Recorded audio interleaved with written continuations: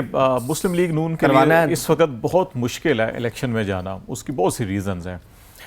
उसकी गवर्नेंस की, economic issues की, इस वक्त जो पब्लिक परसेप्शन बन चुका है, जो आवाम के मसाइल बेतहाशा बढ़ चुके हैं, ये सारी की सारी वजूहत हैं जिसकी वजह से वो इलेक्शन से फरार हो रहे हैं। फिर उन्होंने ख़ुद अपने सर्वे कंडक्ट किए और बिलखसूस पंजाब को बड़ा फोकस किया उन्होंने, और उनको नज़र आ रहा है कि वहाँ पर बमुश्किल 50-60 सूबाई असम्बली की नशिस्तें भी अगर वो निकाल लें तो बड़ी बात है। ये उनकी अपनी इस वक्त अंडरस्टैंडिंग है। तो ऐसे हालात में तो कभी नहीं चाहेंगे कि इलेक्शन जो है कि वो 60 या 90 दिन के अंदर हों।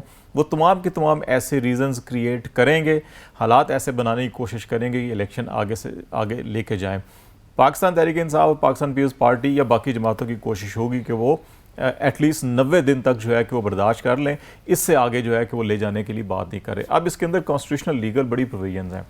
जहाँ तक मामला है नवाज शरीफ साहब की वापसी का, रिलीफ का, तो देखें हमें माजी में जाना चाहिए। और अजहर सिद्दीक साहब थोड़ी देर पहले जो है कि काजी फाइज़ साहब के बारे में बता रहे थे, हुदैबिया पेपर मिल के ऊपर जब रिलीफ देना जाना था तो उस वक्त साथ ये भी फैसला हुआ था कि आप इसके ऊपर कोई बहस नहीं करेंगे, कोई मुबाहिसा नहीं करेंगे, कोई रिपोर्ट नहीं करेंगे जब तक कि हतमी फैसला नहीं हो जाता।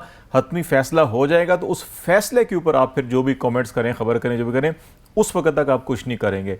तो अब जब रिलीफ देना हो तो फिर ऐसे भी किया जा सकता है कि आपके हाथ पांव बांध के आप बोलें भी ना, आप इसके ऊपर कमेंट्स भी ना करें, सब कुछ हमें करने दें, उसके बाद आप जो भी करना है कर लीजिएगा। तो शायद ऐसा दोबारा भी हो सकता है, ये इम्कानात तो ऐसे मौजूद हैं।